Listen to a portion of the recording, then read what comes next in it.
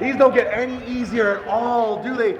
Another 75 lapper, another Holdaway Motorsports 1-2. I mean, I'm sure there were more than a few people in this audience that they were wondering, when's the 41 car going to start to fall off? When's he going to start to get a little bit slower? He must have used this car up by now. I mean, you were able to go hard, much like you did at Spring Velocity, and this car just never fell off.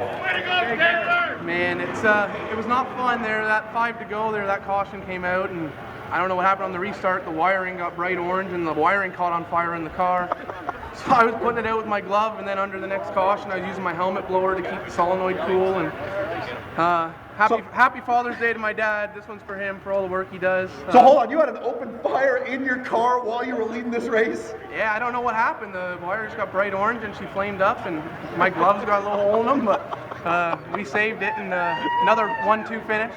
Gotta thank Sarah puts up with me for doing all this all the time, so I'm probably not in the doghouse tonight. I would say when you bring home a trophy like this, when you bring home a win like this, it all comes out in the wash. It's all right all the time to get to invest in this. I mean, was this the same setup you guys used at the Spring Velocity, or was this something completely different? Because the results were the same.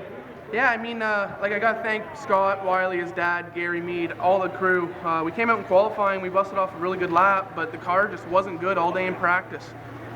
It was still good, but just not where we need to be to win races here. And we went back to the pits and noticed a couple things. We put it on the scales and spent an hour on the scales, and it paid off. Crown jewel victory. I mean, these ones are the ones that... 4 of the last 5. Yeah, 4 of the last 5 big races we've had here at Sunset. This 41 car's been in victory lane. But I mean, a race like this that's been around for a few years now, and it's going to be around for a long time. This is what the people remember. It's got to mean a lot to this team that raced out of that little shop up in Aurelia. Yeah, I mean, it feels so good. Gary's from up that way too, and I just got to thank everyone that puts in the time on this car. We are a small team, and we don't have the budget that some guys have, but we put in the hours.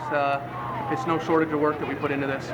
Now, we spoke earlier this week about how much success this team has had, and if it hadn't been for that night one mechanical problems that sort of took you out of the early run points, you're sort of battling your way back now. Do you feel as though when we go back points racing on July 4th, this gives you that much needed momentum to sort of springboard this car back into victory lane on Saturday nights?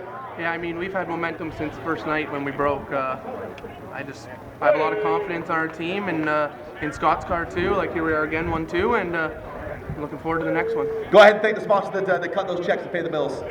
I got to thank Image Factor for sure, my dad, Holdaway Automotive, Wix Filters, Castrol Oil, Kart Start presented by Toyota. I got to thank John Stefko. I mean, he helps me out a lot. And Team LTD, we're living the dream tonight. Congratulations, buddy, another crown jewel victory. Ladies and gentlemen, show them some love. Car number